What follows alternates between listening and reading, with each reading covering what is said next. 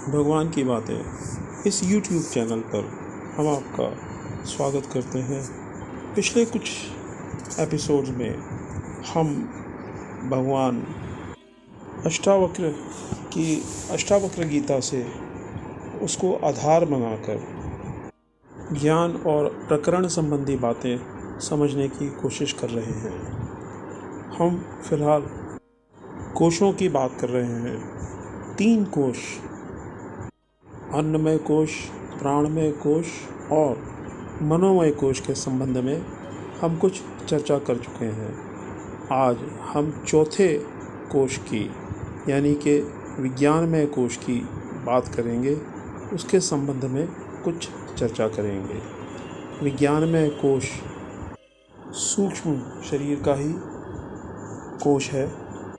इस कोश के भी 6 अवयव हैं, 5 ज्ञानेंद्रियाँ और 1 बुद्धि। बुद्धि में चित्त का विलापन कर देते हैं। यूँ तो अंतःकरण एक ही है, परंतु इसे 4 भागों में बांटा जाता है: मन, बुद्धि, चित्त और अहंकार। ये इनके कार्यों के अनुसार है।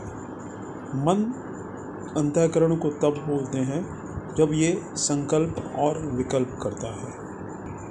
जब मन चिंतन करता है तो उसको चित्त बोलते हैं, और जब ये एक विषय पर कोई निर्णय लेता है तब इसको बुद्धि बोलते हैं।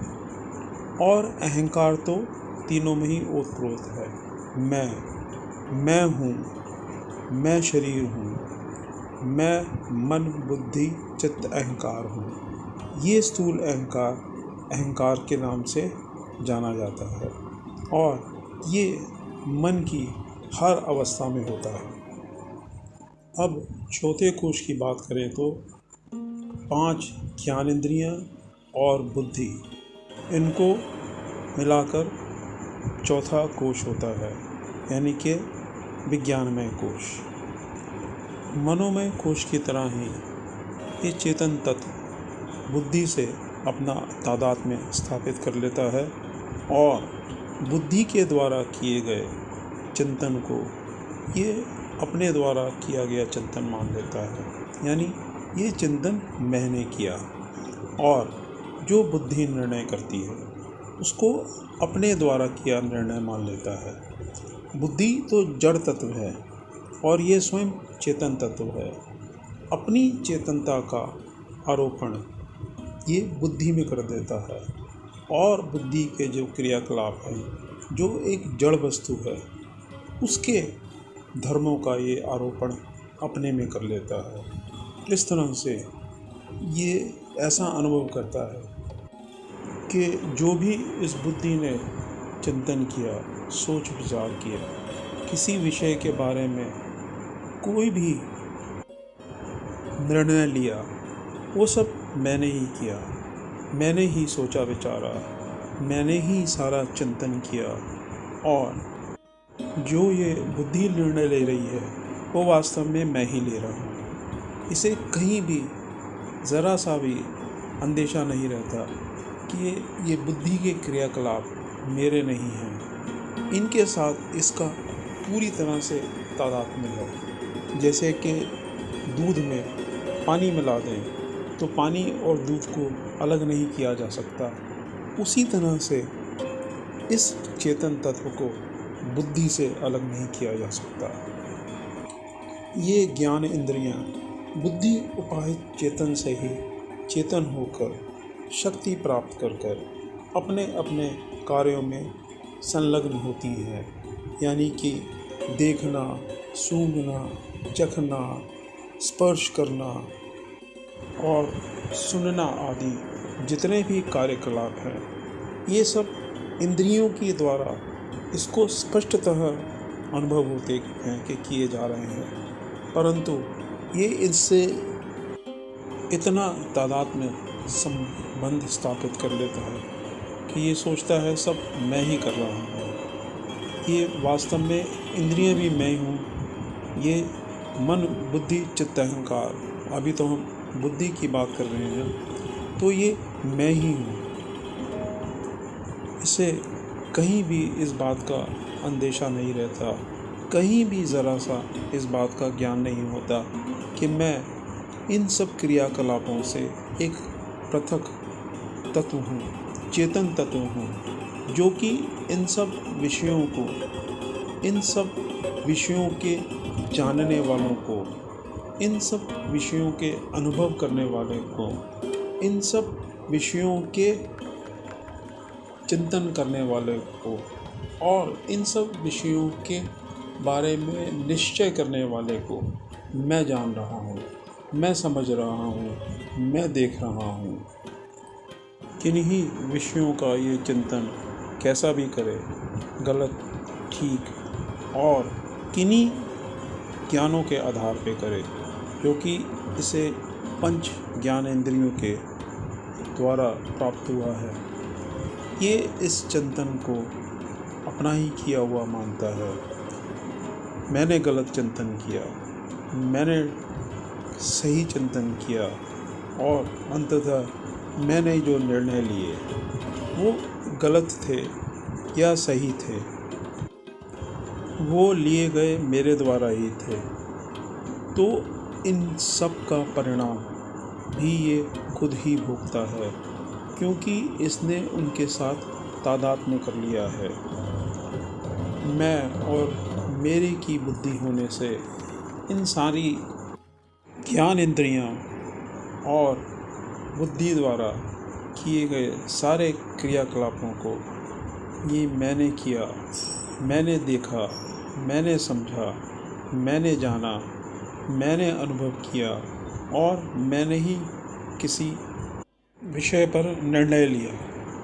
ये सब मेरे द्वारा, मैं द्वारा ही किए गए हैं। इस तरह से ये इनके साथ तादात्म्य स्थापित कर लेता है और इनके फलों को भोगता है। इनसे होने वाले अच्छे बुरे, दुख सुख सभी को अपना मानता है। शास्त्र आगे चल के समझाता है कि जिस तरह से दूध में मिला हुआ पानी हंस अलग कर देता है, यानी दूध और पानी को हंस अलग कर सकता है, इसी तरह से कोई विचारवान, ज्ञानवान व्यक्ति इस संसार में अपने द्वारा तादात्म्य किया हुआ मैं और मेरे का अभिमान अलग करके अपने चेतन स्वरूप को विशेष करके जान सकता है, और इस संसार में दुख और सुख और संसार के क्रियाकलापों से अपने को अलग मानकर अपने सुख स्वरूप में अवस्थित रह सकता है। और इस संसार में जो आने जाने का क्रम है, जीवन लेने का, मरने का, यानी जन्म और मृत्यु का जो चक्र है, उससे ये बच सकता है। इस विषय में स्वप्न का दृष्टांत देते हैं। जैसे स्वप्न में किसी तरह का भोग भी ये जीव भोगे, अच्छा बुरा, कैसे भी ये कर्म करे, पाप कर्म या पुण्य कर्म, लेकिन जागने पर ये यही कहता है कि ये कर्म मैंने नहीं किए, ये पाप और पुण्य या दुख और सुख जो भी मेरे द्वारा भोगे गए या किए गए, वो मेरे द्वारा नहीं थे, वो सब मिथ्या थे। किए तो मैंने ही, परंतु वास्तव में नहीं किए, और ना ही ये स्वप्न में हुए हानि और लाभ को अपना मानता है, ना उन हानि और लाभ से दुखी और सुखी होता है। इसी तरह जब जागृत में इसे विवेक हो जाएगा, इस बात का इसे समझ में आने लगेगा कि जो भी कुछ संसार में हो रहा है, जो भी क्रियाकलाप मैं कर रहा हूँ, और जो भी दुख सुख मैं अनुभव कर रहा हूँ, जो भी हानि लाभ मुझे इस संसार में हो रहे हैं, यहाँ तक कि जन्म और मरण सब के सब मिथ्या हैं, जैसे सपने में अपना मरना सत्य नहीं है, जैसे सपने में अपना जन्मना सत्य नहीं है, वैसे जागृत में भी अपना जन्मना और मरना सत्य नहीं है। जैसे सपने के सुख दुख सत्य नहीं है, वैसे ही जागृत के सुख दुख भी सत्य नहीं है। जैसे सपने के हानि लाभ सत्य नहीं है, वैसे ही जागृत के हानि लाभ भी सत्य नहीं है।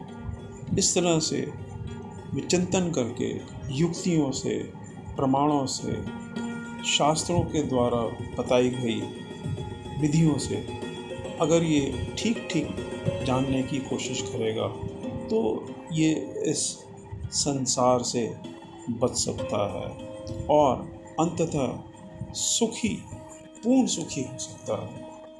आज हम इतना ही बोलेंगे। अगले एपिसोड में हम 5वें कोश यानी आनंदमय कोश के संबंध में बात करेंगे। तब तक के लिए नमो नारायण।